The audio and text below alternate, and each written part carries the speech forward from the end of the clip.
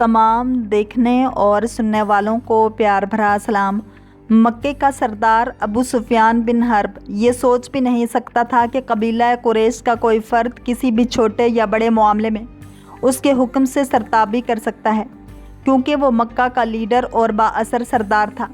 لیکن اس کی بیٹی رملہ نے، جو اپنی کنیت ام حبیبہ سے مشہور ہیں، ان کے معبودان باطل کے سامنے سر جھکانے سے انکار کر کے ان کے الزام پر ضرب کاری لگائی اور اپنے شوہر عبداللہ بن جہش کے ساتھ خدائے واحد کی الوہیت اور محمد عربی صلی اللہ علیہ وسلم کی رسالت پر ایمان لا کر کفار و مشرکین کی ان ناپاک سرگرمیوں کو چیلنج کیا جن کے ذریعے انہوں نے نہتے مسلمانوں پر عرصہ حیات تنگ کر رکھا تھا۔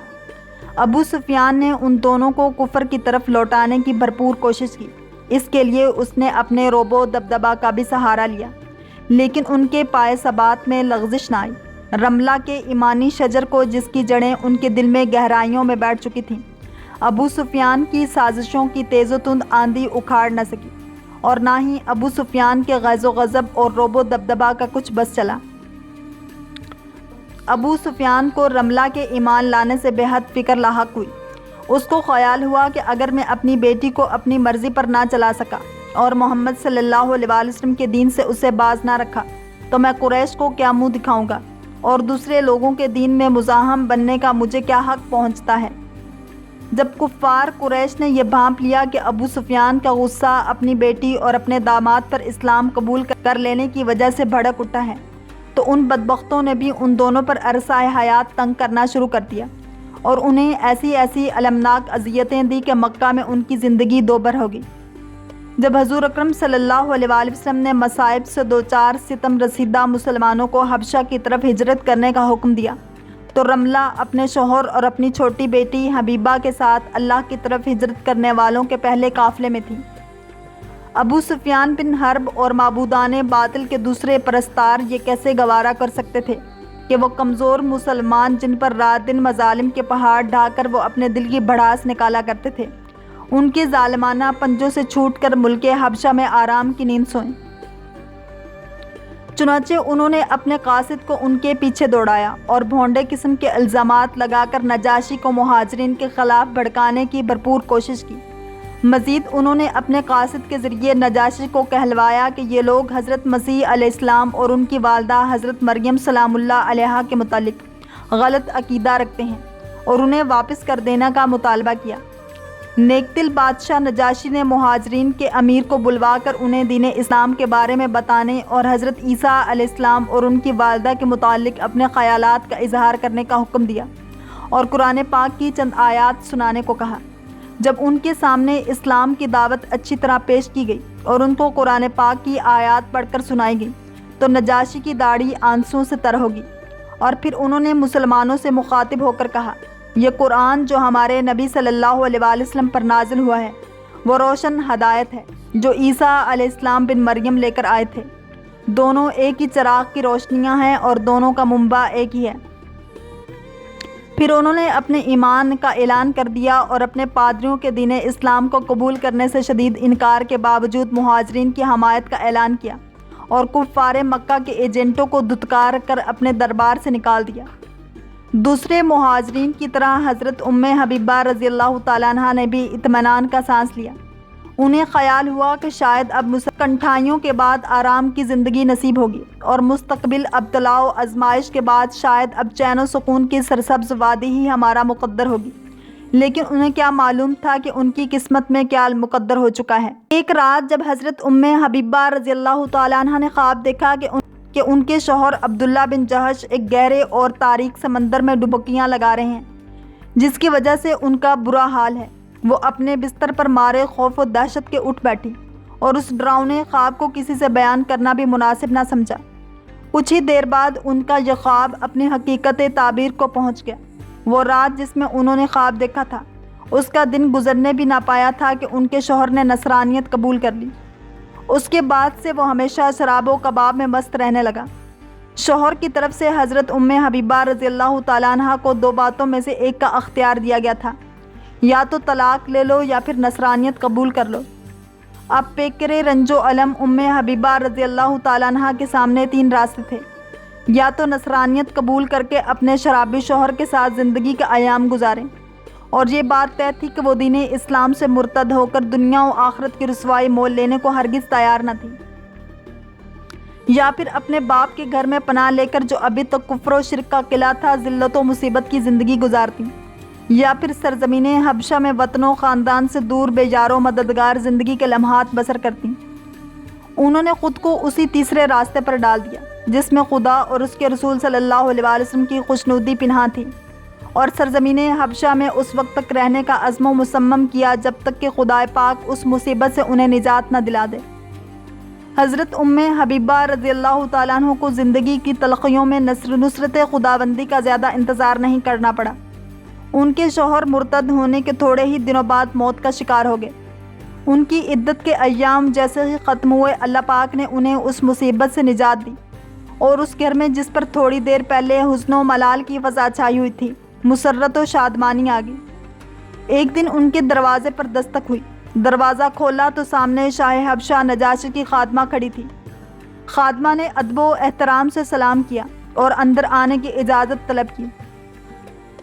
پھر کہنے لگی، بادشاہ نے آپ کو سلام کہا ہے اور یہ خوشخبری بھیجی ہے کہ محمد صلی اللہ علیہ وآلہ وسلم نے آپ کے پاس ایک خط بھیجا ہے جس میں انہوں نے اس کے عقد کے لیے بادشاہ کو اپنا وکیل بنایا ہے۔ آپ بھی جس کو چاہیں اپنا وکیل مقرر کر دیں۔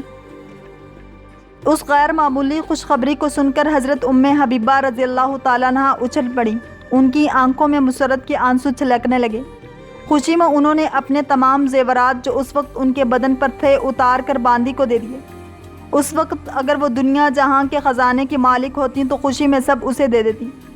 پھر ام حبیبہ رضی اللہ تعالیٰ عنہ نے یہ کہہ کر باندی ابرا کو خوشی خوشی واپس کیا کہ میں اپنے وکیل کی حیثیت سے خالد بن سعید کو، جو میرے قریبی عزیز ہیں، نامزد کرتی ہوں۔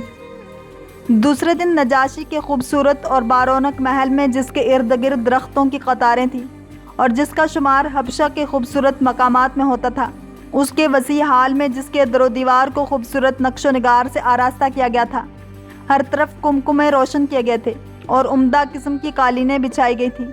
مہاجرین میں سے چیدہ چیدہ اصحاب رسول صلی اللہ علیہ وآلہ وسلم جمع ہوئے۔